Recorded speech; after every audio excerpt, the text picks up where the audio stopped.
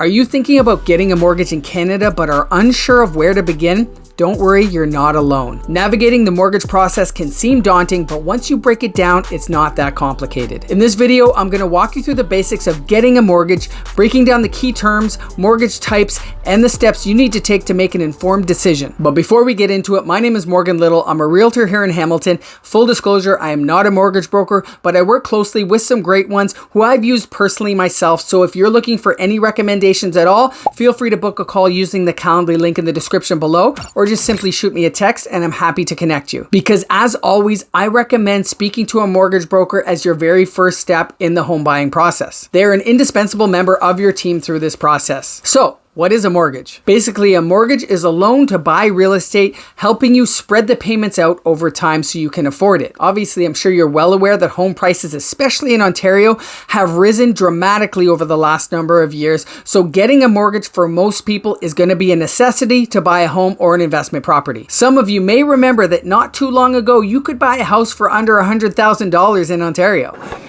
What?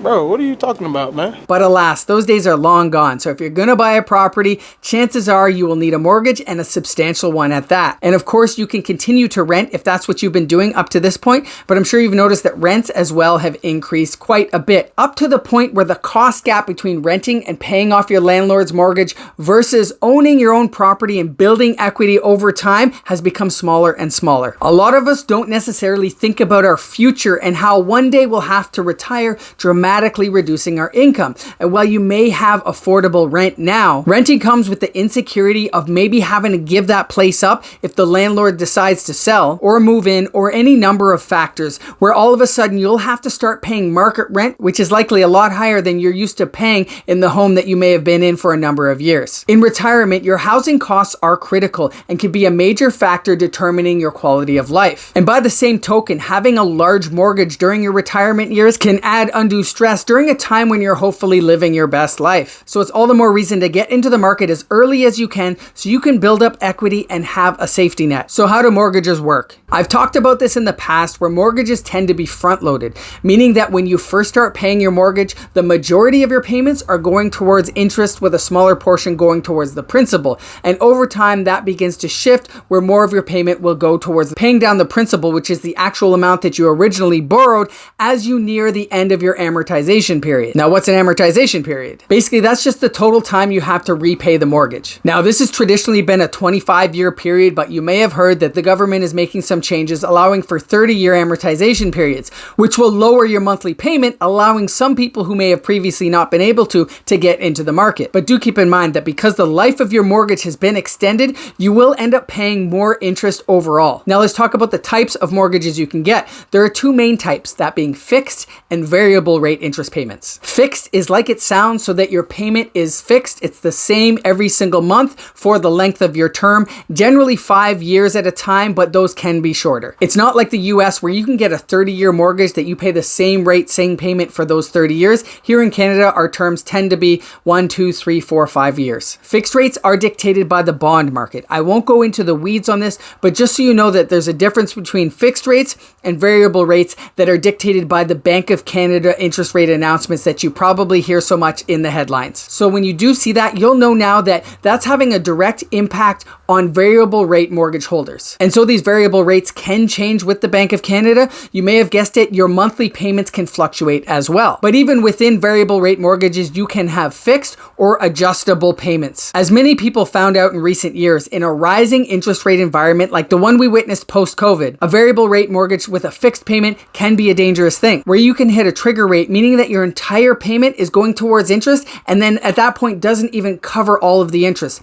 That's the point where the bank will have to call you and tell you that your payments are going to have to increase to be able to cover the amount of interest you owe every month. But the reverse is true in a lowering interest rate environment like we're in now, where each month your payment may stay the same, but the amount that's going towards principal every month will go up, and the amount that's going towards your interest is going down every month, so that you're paying off your mortgage faster. Whereas if you had an adjustable rate mortgage during those times, you'll see those payments go up and down with the rate changes. This isn't to say that one is better than the other. There are pros and cons. As always, speak to your mortgage broker so you know what's the best fit for you and your situation and your risk tolerance. Another term that gets used that can be confusing is closed and open mortgages. A closed mortgage, generally the most common, typically has a lower rate but can come with penalties if you pay it off early or break the contract. Whereas an open mortgage, on the other hand, gives you the flexibility to pay it off at any time without penalty, but typically comes with a higher rate. Speaking of penalties, there are a few different types, and you'll want to know what they are before getting into your mortgage,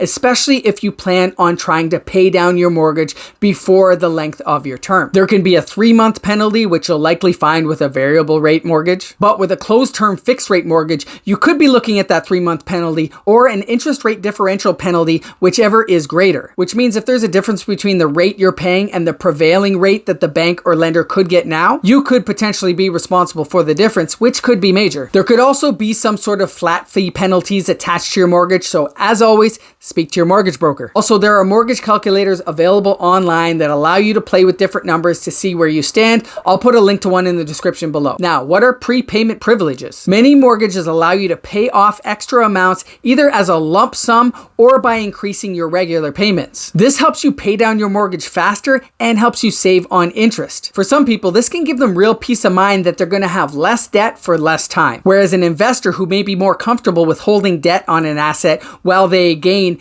natural appreciation, principal pay down from their tenants, and potentially some cash flow in the meantime, they may not want to put as much money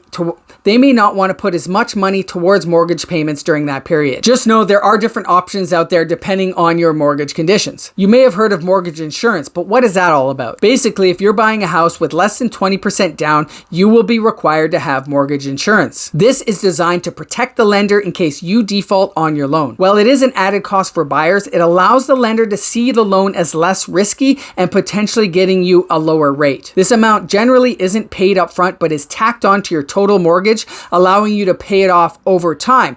But if you can come up with the 20%, you can avoid this cost altogether. Now, up until recently, homes over $1 million in Ontario were required to have 20% down no matter what. But along with the change of amortization period from 25 to 30 years that I mentioned earlier, the government is also increasing the amount from $1 million to $1.5 million that you're allowed to have less than 20% down to purchase. This is allowing people to buy more home with less money up front. Okay, so you get it so far. You understand what mortgages are and how they work, but where do you get a mortgage? Well, you have a few different options: banks, mortgage brokers, credit unions, and you also have discount brokerages out there that exist, but like with most things, you get what you pay for. Of these, like I have many times throughout the video, I recommend speaking to a mortgage broker. The reason being, they have relationships with multiple lenders and can get you the best deal out there. If you go to a bank, the bank can only offer you the product that they have available to them. That's it. Whereas, like I said, a mortgage broker will have relationships with a company like First National or MCAN, who may be considered B lenders to some, but may have a better rate or term than your local bank. So how do you actually go about getting a mortgage? Number one, and the most important, the first step I always recommend to people, even before going out and seeing houses with someone like myself, is getting pre-approved. This will involve providing financial documents,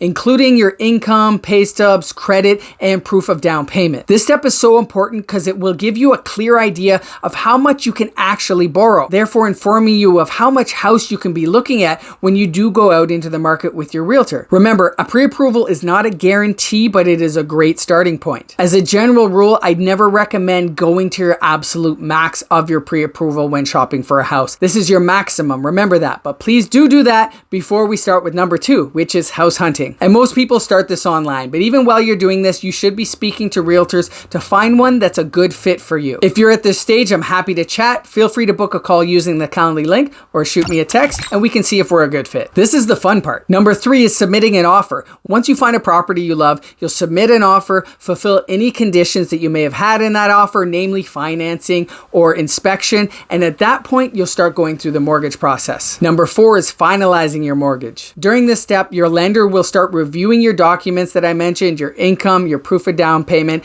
and then the actual property details themselves. If everything checks out as it had during the pre-approval process, you will receive a commitment letter. I can't can't stress enough, during this time, do not make any major purchases or life decisions. Do not apply for credit. Don't buy a new car or truck. Do not quit your job. Just pack your things and get ready for your move. This stage can be nerve-wracking because, like I said, there is still no guarantee that you'll get it, but as long as there are no major changes, you're going to be just fine. Number 5, closing. Finally, you'll sign the mortgage agreement and all the necessary legal documents. In Ontario, a lawyer is required for the closing of a property. So at this point, you'll have to pay those legal fees and any other closing costs, including land transfer tax or any other applicable taxes. Your mortgage broker and realtor hopefully have made you aware of these costs beforehand, because these far too often get overlooked and come as a surprise at closing, where you may have to come up with an extra $5,000, $10,000, $15,000 depending on the price of your house on the day of closing, which is never a fun surprise. And just a few final tips for first-time home buyers: be sure to budget wisely. Like I said, just because you're approved for a certain amount does not mean you should go out and spend the maximum. Please be sure to do a budget beforehand. Factor in other costs of home ownership like property taxes, insurance, repairs and maintenance, as well as any big ticket items that might be needed on the house like a roof, windows, furnace. These costs can really add up quickly. Also, if you're moving in from an apartment, are you going to need new furniture, new window coverings, moving costs themselves? There are a lot of things to factor in. I really hope this has been helpful. Again, if there's ever anything I can do to help in your real estate journey, feel free to book a call using the Calendly link in the description below, or simply shoot me a text, even if it's just to connect you with the mortgage broker. Happy to help. Till then, I'll see you on the next one.